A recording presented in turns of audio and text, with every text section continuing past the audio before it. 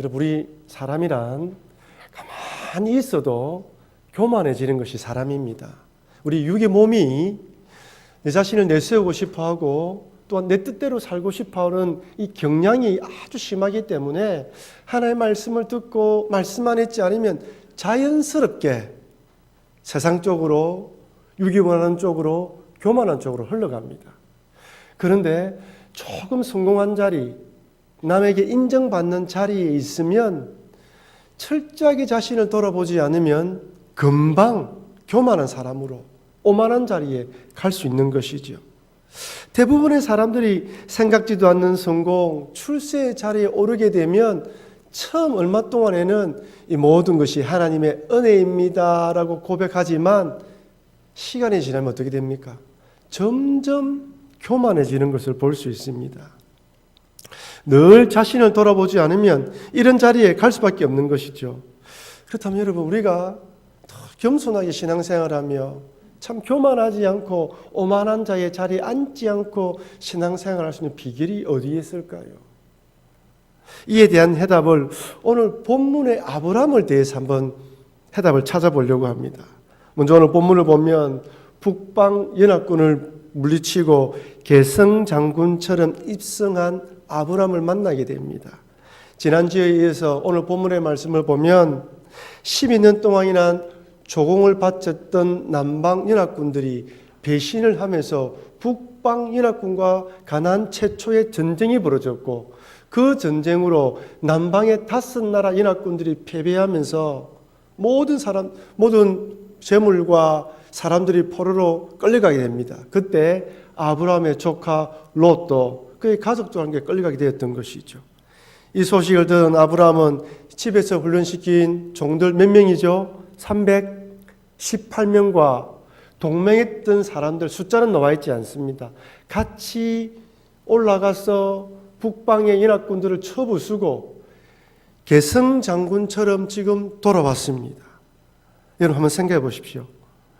이렇게 승리하고 돌아온 아브라함을 보았을 때 아브라함에 대해서 사람들이 어떤 반응을 보였을까요? 먼저 포로로 잡혀갔던 사람들이 어떤 생각을 했을까요?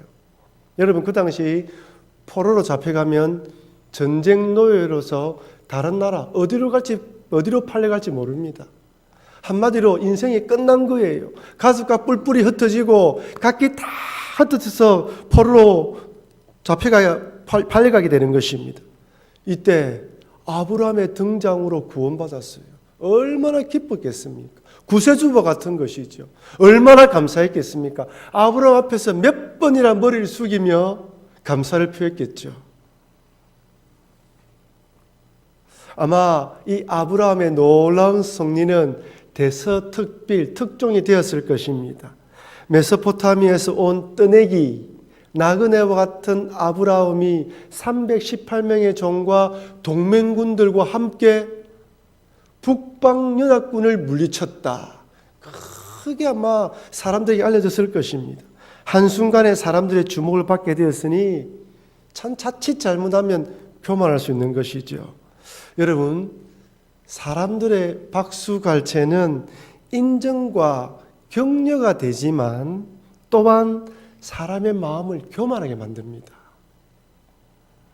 하나님의 도움이 아니라 마치 자신의 활약으로 승리한 것처럼 꾸밀 수 있고 슬며시 하나님의 이름은 작게 말하고 자신이 어떤 역할을 했는지 부각시킬 수 있는 것이죠. 그런데 오늘 본문을 보면 아브라함은 전혀 그렇지 않아요.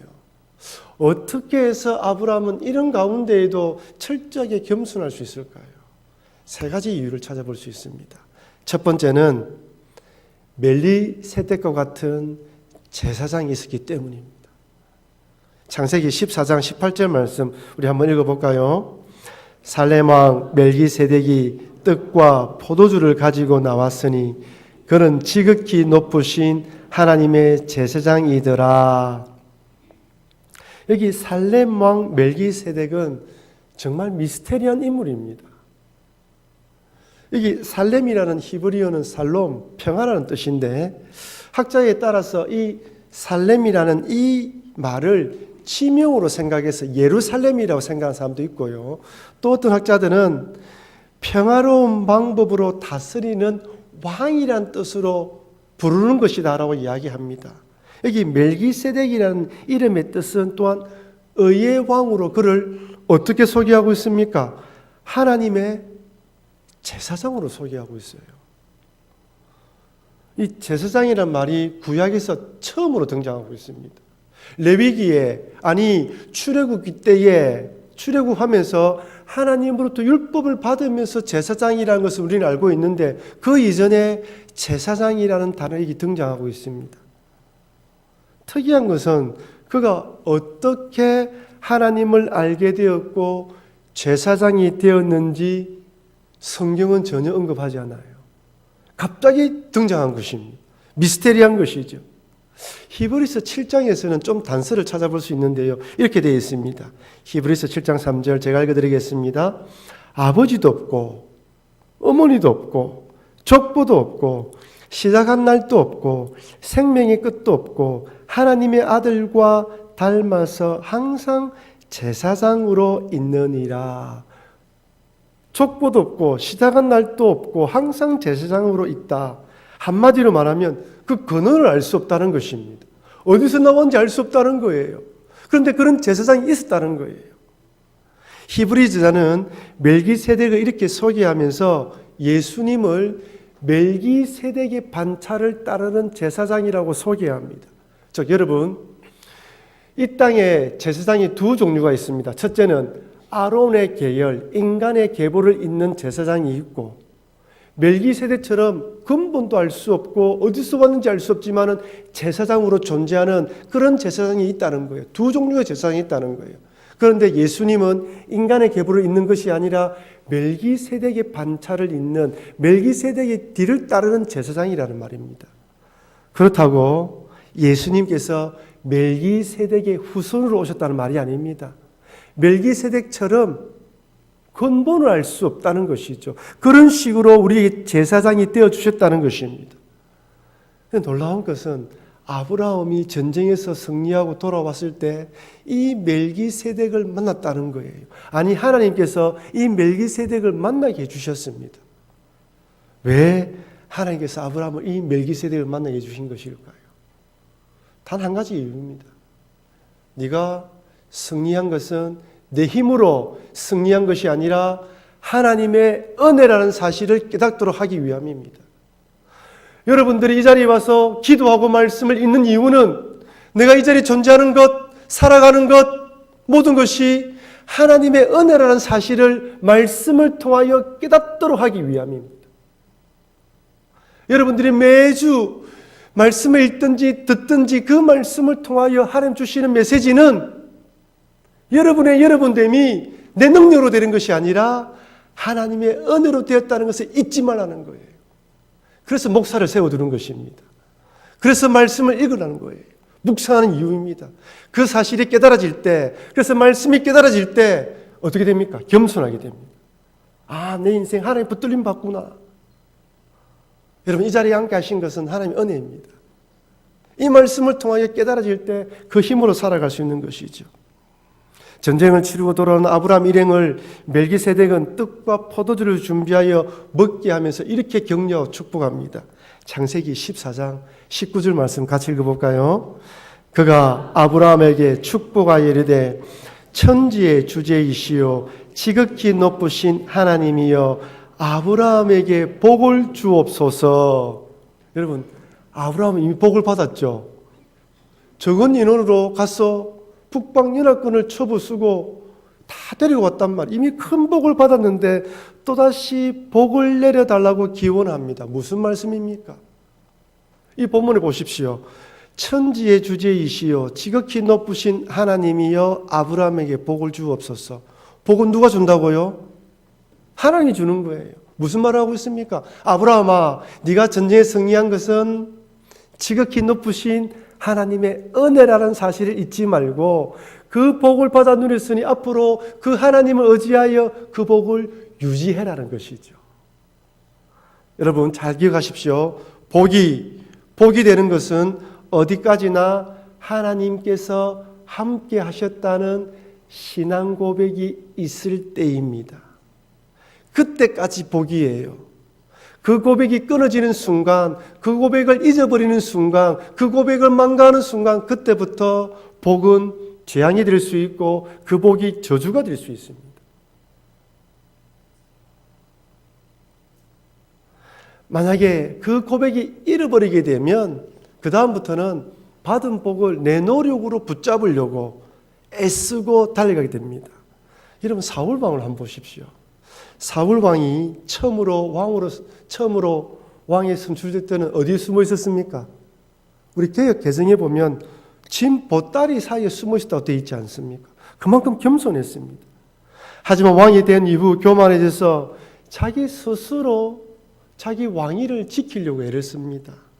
블레셋과의 전쟁에서 사무엘 선지자가 오지 않자 어떻게 합니까? 자기 스스로 전쟁에 이기기 위해서 제사를 드리죠. 아말렉과의 전투에서는 하나님께서 모든 것들을 진멸하라고 명령했는데 눈에 보이기에 좋은 튼튼하고 건강한 짐승들은 하나님께 제사 드린다는 명목으로 끌고 왔습니다. 속마음이 어땠습니까? 내가 이 전쟁에서 승리했다는 것을 보여주는 전리품이었죠. 처음에는 겸손했지만 점점 교만해져서 결국에는 하나님의 영이 떠나버리고 비참한 죽음을 당하지 않습니까? 그래서 여러분, 복 받는 자리, 승리의 순간, 사람들에게 인정받을 때 내 옆에 멜기세덱과 같은 믿음의 사람이 있어서 말씀으로 건면해주고 그리고 그 말씀을 청종하는 것이 복입니다. 그리고 내 신앙을 지킬 수 있는 방법입니다. 내 신앙을 겸손하게 만드는 방법이 바로 여기에 있습니다. 그렇지 않으면 언제든지 교만해질 수 있는 것이죠. 하나님께서는 이스라엘 백성들이 왕을 달라고 할 때 왕을 세워주시면서 이렇게 건면합니다. 신명기 17장 18절 20절 말씀 제가 읽어드리겠습니다. 그가 왕위에 오르거든 이 율법서의 등사본을 레위 사람 제사장 앞에서 책을 기록하여 평생에 어디에요? 자기 옆에 두고 읽어 그의 하나님 여호와 경외하기를 배우며 이 율법의 모든 말과 이 규례를 지켜 행할 것이라. 그리하면 그의 마음이 그의 형제 위에 교만하지 아니하고 이 명령에서 떠나 좌로나 우로나 치우치지 아니하려니 이스라엘 중에서 그와 그의 자손이 왕위에 있는 날이 장구하리라. 한마디로 무슨 말입니까? 교만하지 않고 겸손하기 위해서는 말씀을 가까이 두고 읽고 청종하라는 것입니다. 여러분, 우리는 동일합니다. 하나님 믿는 사람은 말씀을 떠나서는 살 수 없습니다. 내 마음에서 말씀이 멀어질 때 신앙도 멀어집니다. 말씀이 멀어지면 하나님과의 거리도 멀어지게 됩니다. 말씀이 멀어지면 아무리 말씀을 들은 은혜가 되지 않습니다. 말씀이 충만하면 겸손해지고요. 말씀이 충만하면 어디에 있든지 하나님을 바라보게 되어 있습니다. 말씀을 가까이 하시는 여러분과 제가 되길 바랍니다. 두 번째로 아브라함이 교만하지 않을 수 있었던 이유는 모든 것이 하나님의 은혜라는 고백으로 11조를 드리기 때문입니다. 창세기 14장 20절 말씀 같이 읽어보겠습니다. 너희 대적을 내 손에 아브라함이 그 얻은 것에서 10분의 1을 주었더라. 이 아브라함은 11조를 제정하기 전에 제사장인 멜기세덱에게 11조를 드립니다. 근데 좀 뜬구름 없지 않습니까? 뜬금없이 갑자기 이렇게 11조 드리는 거예요. 감사 고백으로. 그 전부터 이렇게 뭔가 재물을, 물질을 드린 그 있으면 우리가 이해할 수 있는데 갑자기 나타나요. 그래서 학자들 사이에서는 이런 관례가 있었고 이렇게 드리는 일이 있었다라고 생각하기도 합니다. 이유는 알 수 없습니다. 그렇다면 왜 아브라함이 11조를 드렸습니까? 무엇 때문이죠? 이 전쟁에서 승리하게 하신 분이 누구라고요? 하나님이라는 고백입니다. 내가 살아있는 것, 이긴 것, 돌아온 것, 하나님의 은혜로 살아왔고 돌아왔다는 고백으로 이 물질을 드리는 것이에요. 여러분, 이것이 바로 11조 정신입니다. 어떤 사람들은 예수님의 십자가 대속으로 율법이 완성되었기 때문에 이제 더 이상 11조를 의무적으로 드릴 필요가 없다고 말합니다. 예, 맞습니다. 이제 더 이상 의무적으로 율법적으로 강제적으로 하지 않으면 안 되기 때문에 11조를 드릴 필요는 없습니다. 하지만 구원받은 성도라면 죄로 죽을 수밖에 없는 나를 구원해 주신 은혜, 살든지 죽든지 하나님의 영광만을 위해 살겠다는 감사의 고백으로 물질을 드리는 거예요. 옛날은 의무적으로 드렸다면 이제는 모든 것이 하나님께로 왔다는 고백으로 드리는 것이 11조입니다. 이런 감사의 고백으로 예물을 올려드릴 때 사람은요, 교만해지지 않습니다. 아, 내가 하나님의 은혜로 살아간다는 고백을 늘 견지하고 있기 때문에 절대 교만하지 않는 것이죠. 겸손해질 수밖에 없습니다. 이처럼 아브라함은 멜기세덱 같은 믿음의 사람 말을 경청하고 또한 하나님의 은혜라는 고백으로 11조를 드림으로 신앙을 지켰기 때문에 교만한 자리, 아니 성공한 자리에서도 겸손할 수 있었던 것입니다. 그러니까 여러분, 어디에서 무엇을 하든지 항상 하나님의 말씀을 가까이 하시고 또한 내 모든 삶의 고백, 내가 살아가는 것이 하나님의 은혜라는 고백으로 물질을 드리십시오. 하나님께 드릴 때 어떤 자리에서도 교만하지 않는 믿음의 사람이 되는 것입니다. 세 번째로 아브라함이 겸손할 수 있던 이유는 전쟁의 목적을 잊어버리지 않았기 때문입니다. 이 전쟁의 참된 뜻이 무엇인지, 내가 왜 이 전쟁에 참여했는지 그 목적, 왜 하나님이 이 전쟁에서 이기게 해주셨는지 이것을 잊지 않았기 때문입니다. 이렇게 돌아오고 난 뒤에 멜기세덱을 만나고 난 뒤에 그 다음 이어서 오늘 본문을 보면 누굴 만납니까? 소돔 왕을 만납니다. 창세기 14장 21절 한번 읽어볼까요? 소돔 왕이 아브라함에 이르되 사람은 내게 보내고 물품은 내가 가지라. 여기에서 사람은 내게 보내고 할 때 보내고 물품은 내가 가지라 할 때 가지라는 동사가 히브리 원문을 보면 명령형으로 써 있어요. 그러니까 소돔 왕이 아브라함에게 명령을 하고 있는 것입니다. 우리가 생각하기로는 왕이기 때문에 이렇게 명령할 수 있을 것 같다. 나그네고 뜨돌이 신세니까 가나안 원주민이 아니니까 얼마든지 명령할 수 있다고 생각하지만 그렇지 않습니다. 지금 아브라함이 전쟁에 승리하고 돌아왔어요. 소돔 왕이 패배한 사람입니다. 그 패배한 나라를 이기고 돌아왔단 말이에요. 그러면 모든 권리는 아브라함이 가지고 있습니다. 그런데 이 소돔 왕이 아브라함이 떠돌이라고 생각해서 그런지 비웃고 또 얕잡아 보면서 이렇게 이야기하는 거예요. 이 상황에서 아브라함이 얼마든지 당신 무슨 소리라는 거예요? 내가 당신의 물질을, 당신의 백성들을 데려왔기 때문에 당신이 나에게 겸손하게 해야지 왜 그렇게 말합니까? 라고 말할 수 있습니다. 그러면서 화가 나서 나는 못 돌려주겠어. 아니 당신이 내게 조공을 바치세요 라고 말해도 왕은 소돔 왕 할 말이 없습니다. 근데 오늘 본문을 보면 아브라함은 소돔 왕의 이 말을 기분 나쁘게 받아들이지 않고 전쟁에 참여했던 동맹자들의 분깃만 빼고 다 돌려줍니다. 결국 자기는 하나도 취하지 않았어요. 여러분, 왜 아브라함이 전리품을 다 돌려주었을까요? 하나님 주신 선물이라 생각할 줄 않습니까? 내가 전쟁에 승리했으니까 하나님이 덤으로 준 것이라 생각할 수 있습니다. 그런데 아브라함은 전쟁 참여 목적이 변질되지 않도록 하기 위해서 돌려주었습니다. 여러분, 아브라함이 왜 전쟁에 참여했습니까? 조카 롯을 구하기 위함입니다. 조카 롯을 구하기 위해서 무엇을 기도했을까요? 하나님, 내가 조카를 구하기 위해 달려갑니다. 하나님 능력으로 나를 도와달라고 기도하지 않았겠습니까? 그런데 돌아와서 전리품을 취하면 어떻게 됩니까? 사람들이 생각하기에 나는 롯 때문에 전쟁에 참여했다고 이야기해도 사람들이 롯에 대한 명분이야. 다른 사람들은 돈을, 전리품을 빼앗아서 부자가 되기 위해서 간 것이야 라고 이야기하면서 하나님의 명예까지 실추할 수 있는 거예요. 여러분, 견물생심입니다. 그죠? 이 거저도로운 재산이에요. 포기한다는 건 쉽지 않습니다. 누굴 생각하고 있습니까? 전쟁에 참여 목적, 하나님을 바라보고 있었어요.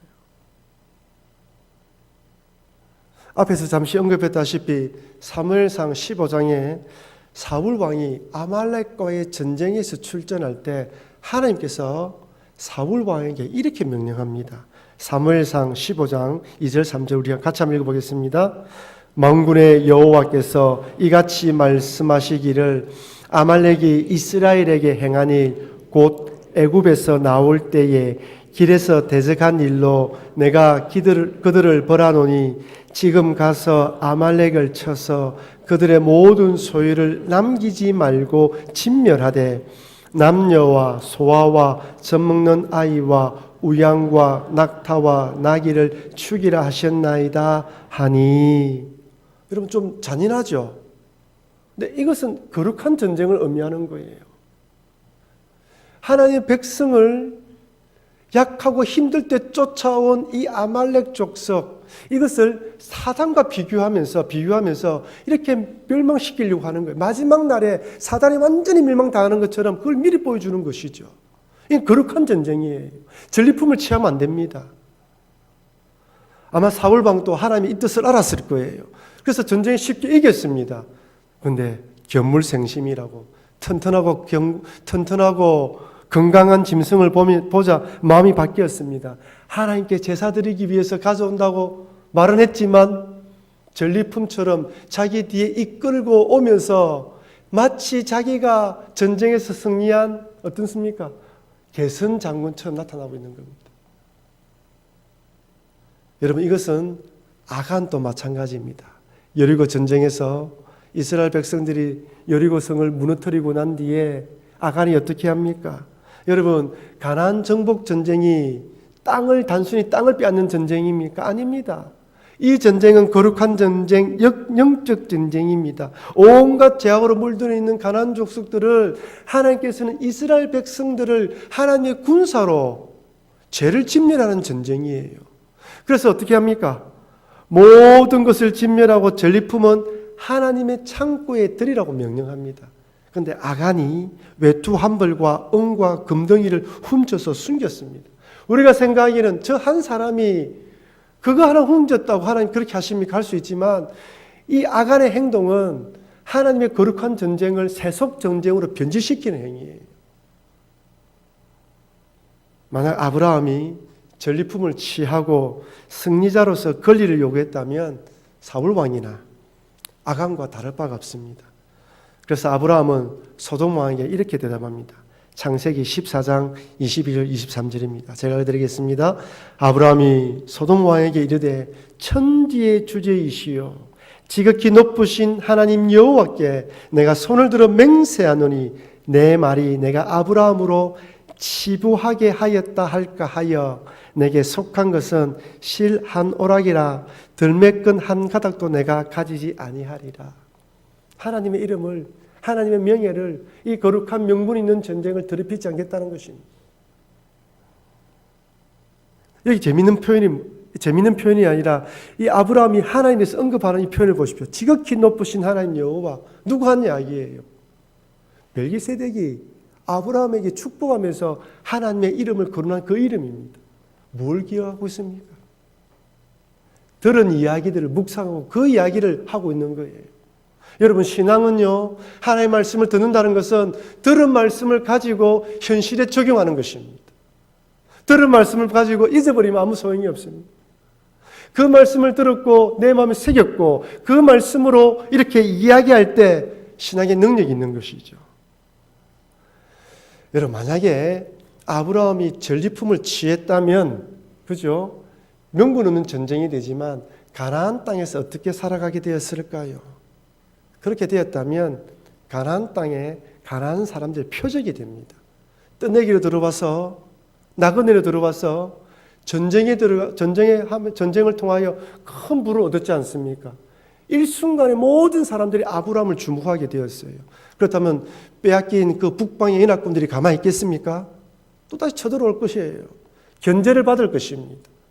아브라함이 믿음으로 하나님을 바라보며 전리품을 나누어 주었기 때문에 전쟁에서 승리하고 난 뒤에도 가나안 땅 사람들에게 그렇게 주목을 받지 않았던 것입니다. 하나님 방법을 살아갈 때 그 땅에 살아갈 수 있는 길이 열리는 것입니다. 오늘날 많은 사람들이 성공한 자리, 하나님 영광을 위해 사역을 한다고 말하지만 그 뒤를 바라보면 명분을 잃어버리고 모든 것을 빼앗기는 것을 많이 보게 됩니다. 그래서 여러분, 우리는 늘 조심하지 않으면, 늘 바른 목적을 바라보지 않으면, 하나님 원하신 것을 바라보지 않으면 어떤 자리에 있는지 넘어질 수밖에 없다는 것을 꼭 기억하시길 바랍니다. 사랑하는 성도 여러분, 성공한 자리, 출세한 자리에 올라서는 것보다 그 자리에서 겸손함을 유지하는 것이 더 중요합니다. 그러기 위해서는 첫 번째로 하나님의 말씀을 늘 가까이 해야 됩니다. 모든 것이 하나님의 은혜라는 고백으로 물질을 드려야 됩니다. 그리고 또한 명분, 내가 그 전쟁에 참여했던 뜻이 무엇인지, 내가 왜 이 자리에 있는지, 내게 주신 직분을 통하여 하나님이 무엇을 하기 원하시는지를 바라보고 지켜나갈 때 어떠한 자리에 있든지 교만하지 않고 겸손한 신앙으로 살아갈 수 있습니다. 오늘 이 말씀을 교훈받아서 하나님 어떤 자리에든지 겸손한 신앙으로 살아가겠다고 결단하시는 여러분과 제가 되기를 주의 이름으로 축원합니다.